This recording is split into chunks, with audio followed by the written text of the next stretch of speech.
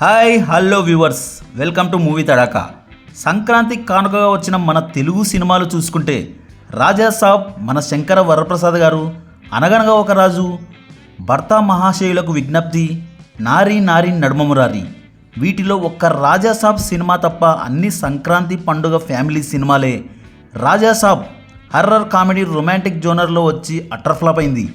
మొదటి రోజు భారీ ఓపెనింగ్స్ని రాబట్టినప్పటికీ తర్వాత మిక్స్డ్ టాక్తో భారీ డిజాస్టర్గా మిగిలింది. మొదటి రోజు భారీ ఓపెనింగ్స్ వచ్చినప్పటికీ తర్వాత మిక్స్డ్ టాక్తో మట్టిలో కలిసిపోయింది ఈ సినిమా. పాన్ ఇండియా ప్రభాస్ని వాడుకోలేకపోయారు డైరెక్టర్ మారుతి గారు. పెద్ద హీరోలనే డీల్ చేయడం మారుతి వల్ల కాలేదు బస్సు. వింటేజ్ ప్రభాస్ అంటూ తొక్కాతోలు చూపించాడు, అంతా డొల్లనే. 10th క్లాస్ పిల్లలతో గ్రాఫిక్స్ చేయించినట్టుంది భయ్య ఈ సినిమా. మరీ వరస్ట్గా ఉంది సినిమా. ఈ సినిమా తర్వాత మన మెగా బాస్ వచ్చేశారు. అన్నీ సమకూర్చుకొని సేఫ్ ల్యాండ్ అయ్యారు ఫుల్ పబ్లిసిటీతో. వెంకీని తీసుకొని మల్టీ స్టారర్ మూవీ తీసి, కానీ ఇది మల్టీ స్టారర్ కాదు అని చెప్పుకుంటున్నారు.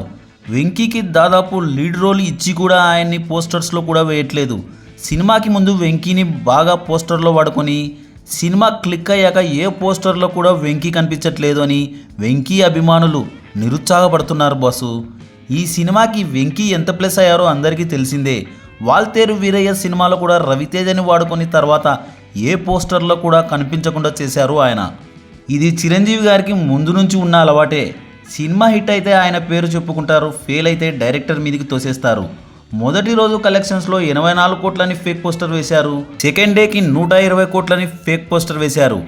ఈ సినిమా 2 రోజుల్లో కనీసం 100 కోట్లు కూడా కలెక్ట్ చేయలేదు, కానీ 120 కోట్లని ఫేక్ కలెక్షన్స్ వేసుకుంటున్నారు. ఈ సినిమాకి హిట్ టాక్ వచ్చినప్పటికీ థియేటర్ల దగ్గర జనాలు కనిపించట్లేదు. దానికి కారణం ఈ సినిమా తర్వాత వచ్చిన సినిమాలు. భర్త మహాశయులకు విజ్ఞప్తి, అనగనగా ఒక రాజు, నారీ నారీ నడుమమురారి, వీటిలో రవితేజ సినిమా మంచి కామెడీతో వచ్చింది.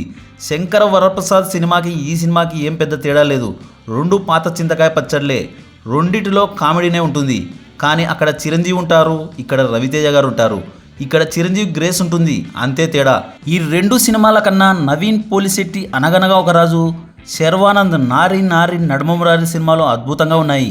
ఈ సంక్రాంతికి రాజు మన పోలిశెట్టి, ఈ సంక్రాంతి విన్నర్ నారీ నారీ నడుమ శర్వానంద్ గారు.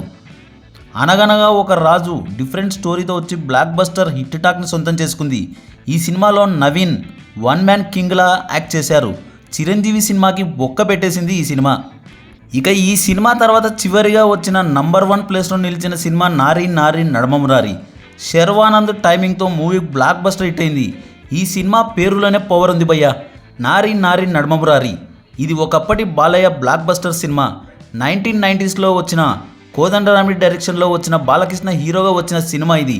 ఈ సినిమా అప్పట్లో మ్యూజికల్ బ్లాక్ బస్టర్ హిట్గా నిలిచింది. బాలయ్య కెరియర్లో 50వ సినిమా ఇది. ఈ సినిమా పేరు పెట్టుకున్నాక సినిమా హిట్ కాకుండా ఉంటుందా భయ్య? అందుకే ఈ సినిమా సంక్రాంతి విన్నర్గా నిలిచింది.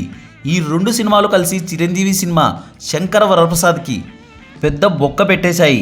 మొదటి రోజు మాత్రమే వరప్రసాద్ గారు కలెక్షన్లు కుమ్మేశారు. ఆ తర్వాత ఈ విడుదలైన సినిమాలతో శంకర వరప్రసాద్ గారికి కలెక్షన్లు 50% తగ్గిపోయాయి. ఫస్ట్ రోజు తర్వాత నెక్స్ట్ డే నుంచి 50% భారీగా డ్రాప్ అయ్యాయి. కానీ కలెక్షన్లు వచ్చాయని పోస్టర్లు వేసుకుంటున్నారు. ఈ సంక్రాంతి రాజు నవీన్, ఈ సంక్రాంతి విన్నర్ శర్వానంద్. ఈ సంక్రాంతి సీజన్లో కనుక అఖండ సినిమా వచ్చి ఉంటే అన్ని సినిమాలు పడుకునేవి భయ్య. అన్ సీజన్లో వచ్చి కూడా కలెక్షన్లను కుమ్మేసింది అఖండ సినిమా. మన శంకర వరప్రసాద్ గారు సినిమాకి జనాలైతే కనిపించట్లేదు. బుక్ మై షోలో కూడా చాలా ఖాళీగానే కనిపిస్తున్నాయి. కానీ ఎందుకో ఈ సినిమాకి ఇన్ని కలెక్షన్లు వచ్చాయి, అన్ని కలెక్షన్లు వచ్చాయని క్రియేట్ చేస్తున్నారు నిర్మాతలు. ఈ సినిమా విడుదల కాకముందు విక్టరీ వెంకటేష్ గారిని చిరంజీవిని కలిపి మెగా విక్టరీ అంటూ అన్ని చోట్ల ఫుల్ పబ్లిసిటీ చేసుకున్నారు. ఇద్దరు కలిసి డ్యాన్స్ వేసిన పాటని కూడా ఫుల్ పబ్లిసిటీ చేశారు. కానీ కలెక్షన్లు వచ్చాయని చెప్పి వెంకటేష్ పోస్టర్ మాత్రం వేయట్లేదు. కలెక్షన్ల పోస్టర్లో కేవలం మెగాస్టార్ చిరంజీవి గారి ఫోటోనే వేసుకుంటున్నారు. యాక్చువల్గా ఈ సినిమా కేవలం చిరంజీవి గారు సింగిల్గా వచ్చింటే మాత్రం హిట్ అయి ఉండేది కాదేమో. విక్టరీ వెంకటేష్ ఈ సినిమాని చాలా పైకైతే లేపారు. కానీ ఎందుకో విక్టరీ వెంకటేష్ గారిని ఎక్కువ పబ్లిసిటీ చేయట్లేదు. ఆఫ్టర్ సినిమా హిట్ అయిన తర్వాత మల్టీ స్టారర్గా తీసిన ఈ సినిమాని కేవలం మెగా హిట్ అని చెప్పుకుంటున్నారు మెగా అభిమానులు. మరో ఇంట్రెస్టింగ్ టాపిక్తో మళ్ళీ కలుద్దాం. ఈ వీడియో కనుక మీకు నచ్చినట్లయితే like, share, comment and subscribe చేసుకోండి.